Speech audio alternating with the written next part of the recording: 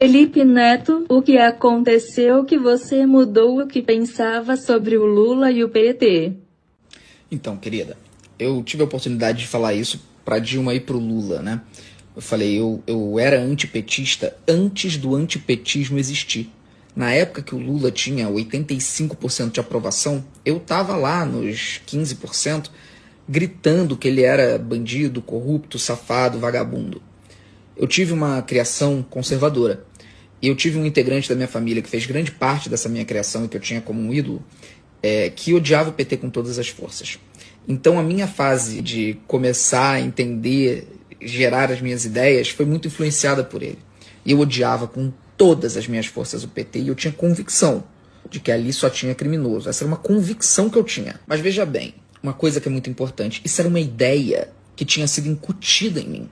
Ela tinha sido colocada na minha cabeça. E eu nunca questionava, porque ela estava tão solidificada, e eu tinha tanta certeza disso, que não tinha porquê eu levantar perguntas sobre. Tudo começou a mudar quando eu primeiro comecei a estudar o que representava a esquerda, que era algo que eu odiava, que eu tinha ojeriza. E eu comecei a tentar entender por que tanto intelectual é de esquerda. Isso não entrava na minha cabeça. Eu falava, por que tanta gente mega inteligente defende essa ideologia tão absurda, assassina? Eu comecei a tentar ler e entender por quê.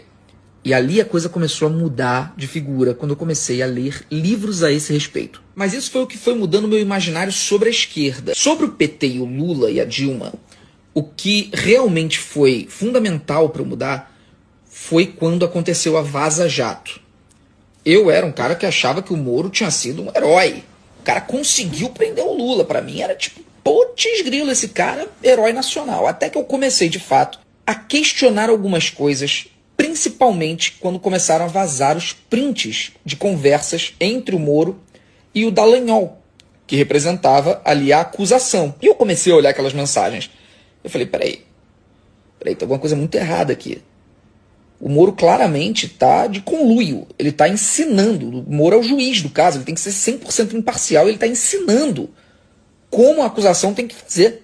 E eu comecei a pesquisar pessoas que entendessem muito mais do que eu e que estivessem questionando a Lava Jato. E uma das pessoas mais influentes nesse sentido foi o Reinaldo Azevedo, que foi um cara anti-Lula ferrenho, contra Dilma ferrenho, antipetista pra cacete, e que quando a Lava Jato aconteceu, ele ficou completamente estarrecido e ele desafia o Moro até hoje a apresentar uma única prova que justifique a condenação do Lula. Sérgio Moro. Olho no olho, hein, Sérgio Moro? Eu o desafio a dizer em quais páginas da sua sentença estão as provas da denúncia que o Ministério Público ofereceu contra o Lula.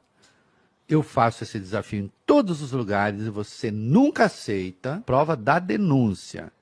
Você não vai dizer porque você não apresentou. Senhores do TRF4, 3 desembargadores. Vocês 3. Eu faço o mesmo desafio. Eu quero saber em quais páginas, vocês também nunca me disseram, porque eu já fiz esse desafio também. Em quais páginas vocês acharam as provas? Então, quando eu comecei a ver o que tinha acontecido de fato ali, e o que tinha acontecido no golpe da Dilma, foi como se meu mundo ruísse mesmo. E isso é que é o mais difícil pra gente. Porque a gente se cerca de convicções e a gente tem certeza que tá certo. Quando alguma coisa abala isso, a nossa vontade é de sumir. Como que eu ia mudar de ideia depois de tantos vídeos xingando o Lula? E aí você tem 2 caminhos a seguir.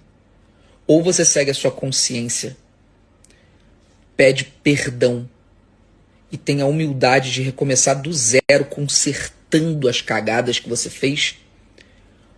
Ou você escolhe o caminho mais fácil, que é o que a maioria faz.